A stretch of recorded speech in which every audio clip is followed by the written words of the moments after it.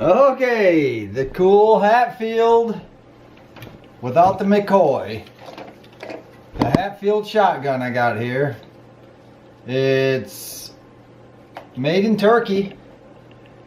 I'm bouncing this camera. Anyways, it's made in Turkey.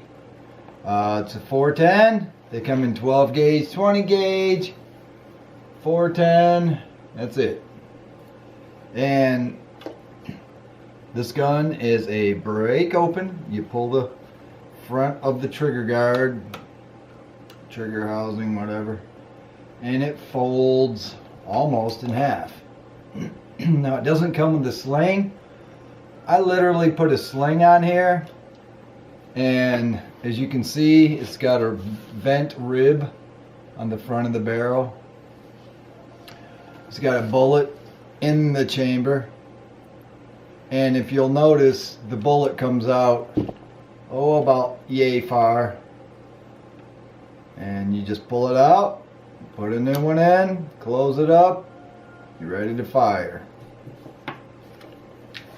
It's that simple. Now I've done a little bit of filing to the outside of the frame here because it's pretty sharp. So I love to carry my guns like yay. So when I carry it, I don't want a sharp edge there. So anyways, I filed all the way around this round part and right all the way back to about right here where my handle fit. This thing works real good. It's got a safety. If you ever want to use one, right here, you push it up just like any other gun, just located in a different spot. And there's a red line for safety, or for fire. So white for safety, red for fire. Anyway, it's got a vented rib, which you can attach sights to. If you'd like to attach a rear and a front sight. It's got this really nice vented rib. The other thing it does, and people say, well, I don't know why that's there. It's whatever. It's for strength. It helps keep the barrel straight if you were to fall on your gun or drop your gun. This adds a whole lot of strength. My very first shotgun I ever shot was a 20 gauge from my ex-father-in-law. And that thing was bent. So when you look down the barrel, it shot to the left or to the right. I can't remember. But when I shot my first squirrel, I shot it and he just kept on running. I thought, what is wrong with me? I can't hit this squirrel. And anyways, come to find out the barrel was bent, so I'd have to lead the squirrel, shoot to the left or to the right, I can't remember, hit him every time because that barrel was bent and shooting that pattern the wrong way. So anyways, once I figured that out, I was fine. Which leads to a different question, you know, what if this happens or that? Well, you compensate. If this gun doesn't shoot perfectly straight, you compensate. Same thing with shooting an arrow in a bow. Same thing. Anyways, it's got a checkered stock here. Couple of things that I've done to improve this was I put a washer right underneath this housing here, and because this was moving down, so it'd click the trigger guard, which is also your release for your barrel. Anyways, this does have a pinch point. Right there it is. So when you're carrying it, just remember this will close all the way. Now you can fix that by using some form of JB weld and filling this crack, this recessed groove. You can fill it back in partially or just a part of it where it hits this trigger guard, which again is your lever to release your barrel. And I'm thinking about filing it down a little bit so it's not quite so pointed and sharp, because your finger's not going to slip off there.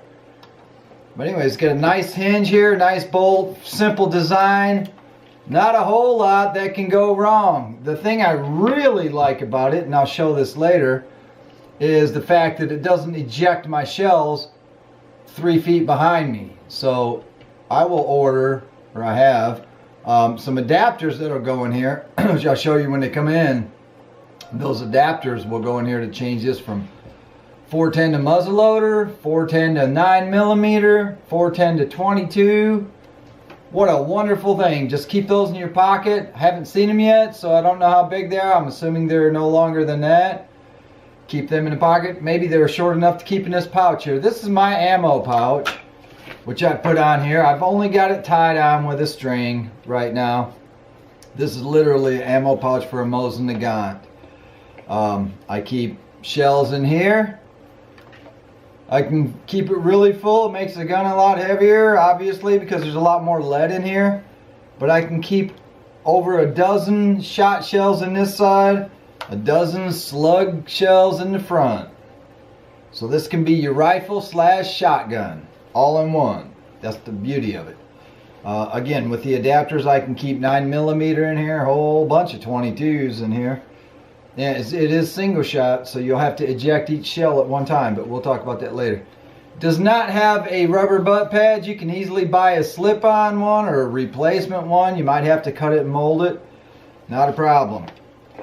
I put a sling on here. This is an Uncle Mike sling. You have to drill a hole smaller than the bolt or screw. You screw it down in there. This one here, you can actually still see it very well. It's got a little piece of white. Makes it pretty.